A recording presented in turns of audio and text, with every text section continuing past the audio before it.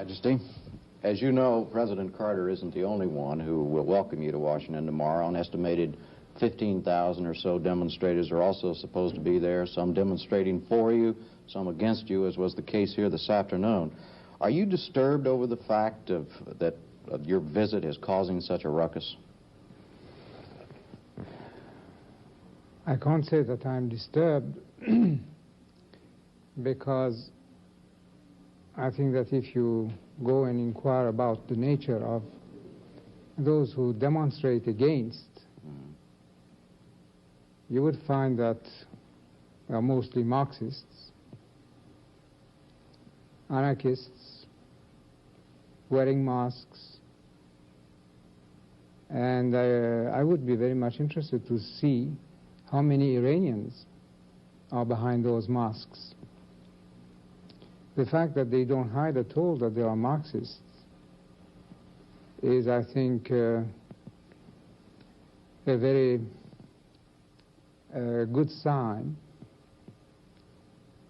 that why the Marxists are against what I am and what I represent. And also you could go and compare how many they are and how many those who are for their country and eventually their king, how many they are.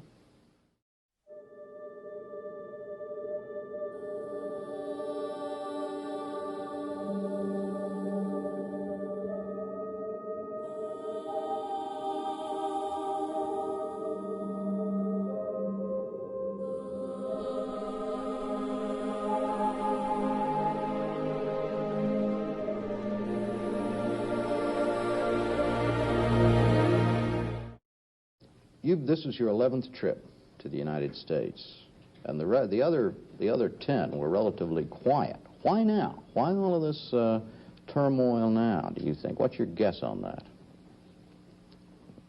I think my country is taking more and more importance in the geopolitics of the world, and if eventually the big superpowers adopt a more and more hands-off policy in various regions of the world.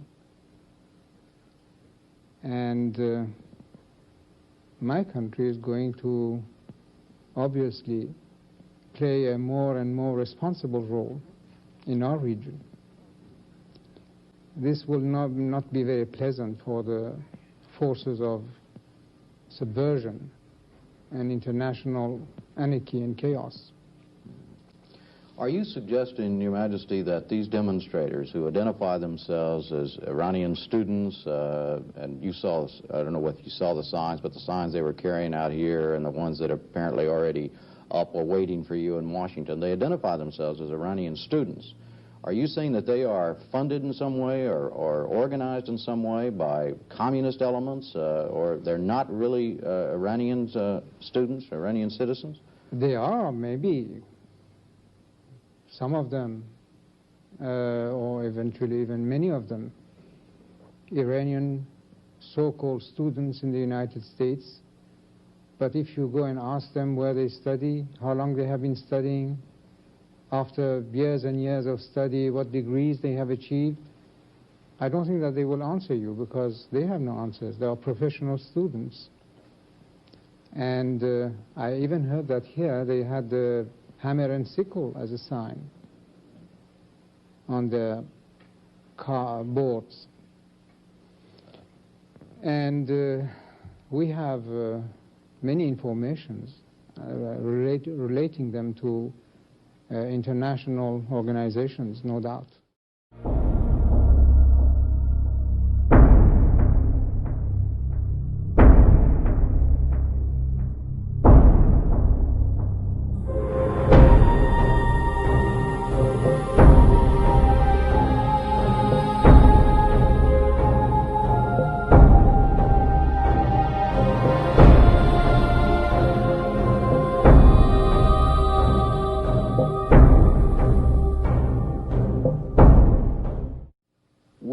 Demonstrating like the people here in Williamsburg are doing today and they're planning to do in Washington tomorrow, would that be considered a crime in Iran?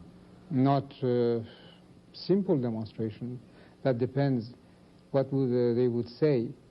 If they say things that are forbidden by the law in the country, obviously they will be prosecuted.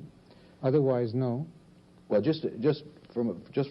so I'll understand this, and the American audience understand what is considered a crime punishable by jail in the political area in Iran. For instance, is to criticize you personally. Is that a crime punishable by imprisonment? That depends what it is said.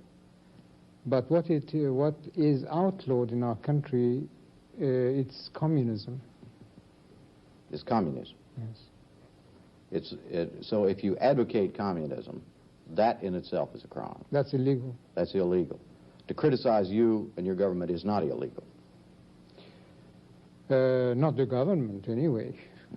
My God, they are doing that all the time. But you, yourself? Is that permitted? Not if it is against what you call lèse-majesté in French.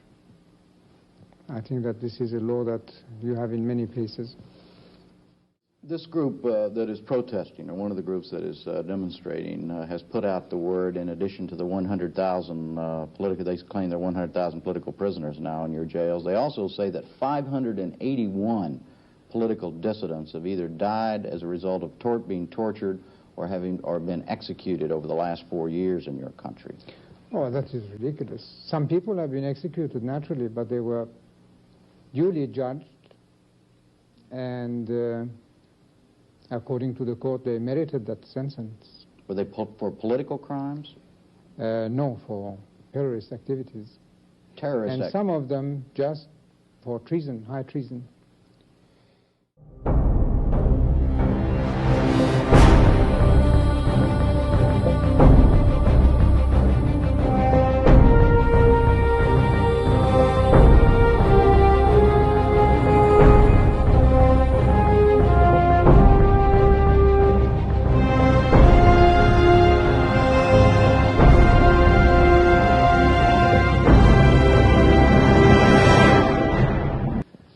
Let's talk about oil for a moment. OPEC will consider a price increase at its meeting next month. What is your position on a price increase?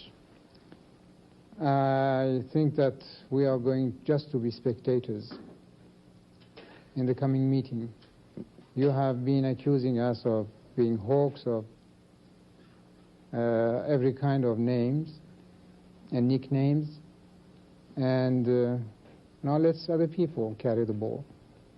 You mean you do not favor a price increase? We shall remain silent. Is there a need for a price increase? That depends from what angle you look at it. Let's look at it from your angle. Do you feel there is? No, you are asking if there is a need. Some of the people would say that what has been the decrease in the purchasing power because of the world inflation, even of the dollar. Do you expect President Carter to bring this up at your meeting tomorrow? Very certainly, yes. Do you think he's going to ask you, Your Majesty, please do what you can to keep the price rise from coming off? It is possible. What are you going to tell him when he does? I will say that I'm not going to push for anything, but OPEC has 13 members, and we are only one.